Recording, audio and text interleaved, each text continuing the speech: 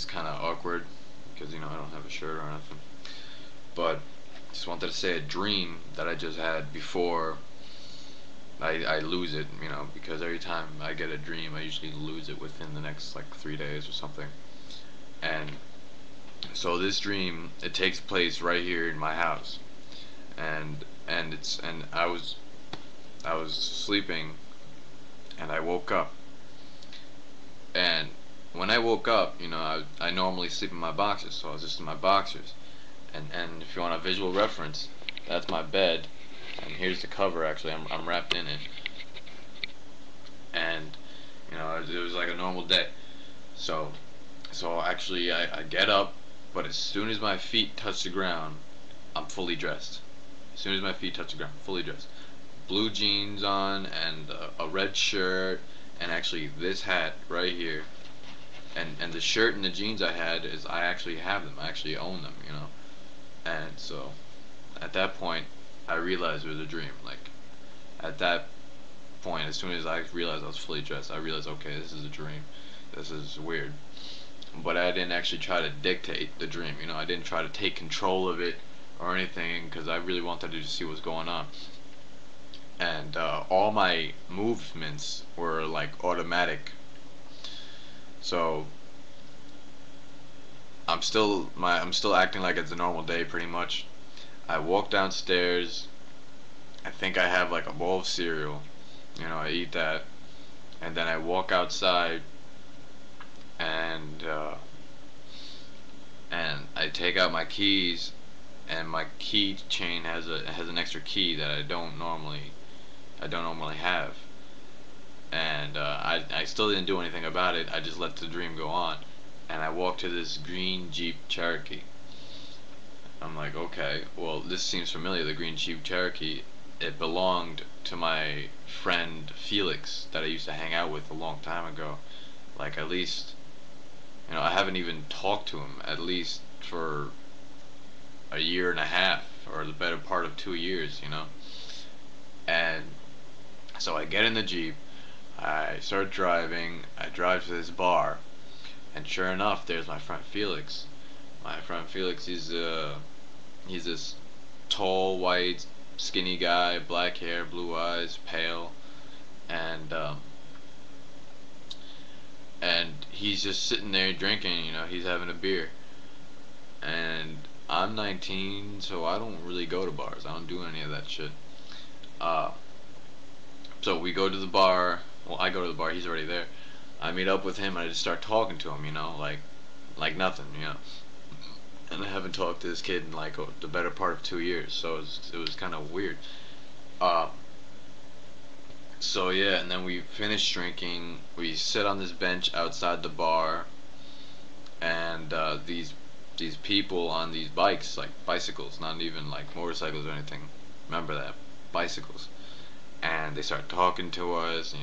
At first we're getting along, and it must have been maybe a half hour. I don't really know. I'm not good at judging time within dreams, but it must have been like a half hour. And long story short, Felix and one of them got into an argument. They started fighting, then we all started fighting. It was like three of them, and it was only me and Felix. I end up throwing a bicycle at one of them, and Felix was pinned on the ground, and I like nonchalantly took out a gun and just shot one of the guys. Like no thought about it, just bam. And, before I could even like try to take control of it or anything, it just already happened. So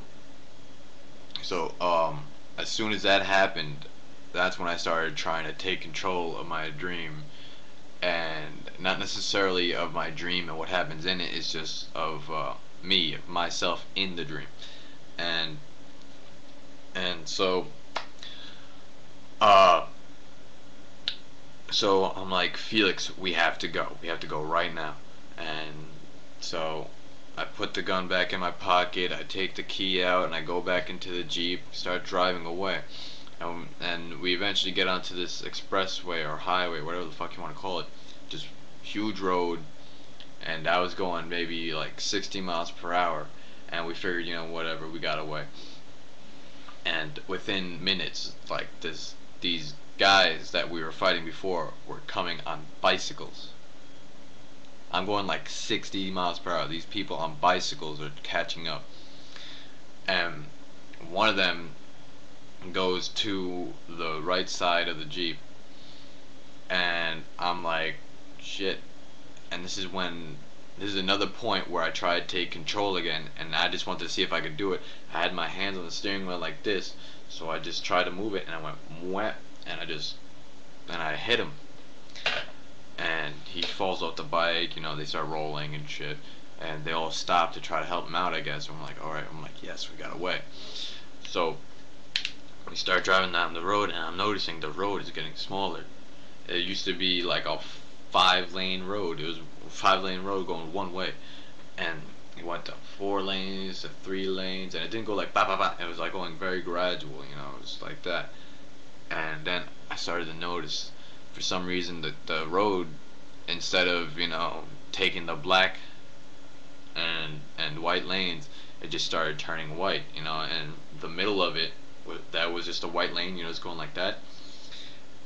It just stayed like that, and it got skinnier and skinnier to the point of where it was about as skinny as the tires itself on the Jeep. And I kept driving, and I kept driving, and I don't know why.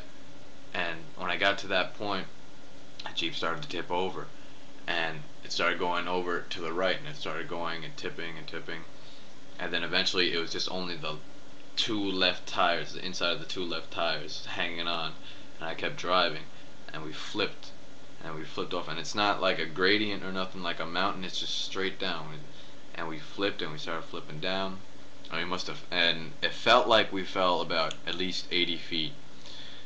And we landed on all 4 tires, and I got out of the Jeep, and I was checking if there was any damage on it, and the only damage that there was on the whole Jeep was there was a dent on the right side from where I hit this guy, and there was a white mark on the tires from when I was hanging off the road. And we drove to this gas station, and we got some gas, and I look over to Felix and I said, man, that was fucking crazy. And he was like, yeah, I know. And then that's when I woke up, and that's how I got this now. And I really have no idea what it means or anything like that. It's just, I just wanted to record it before I lost it. So if this bored you, I'm sorry, whatever. But at the same time, I don't really give a crap.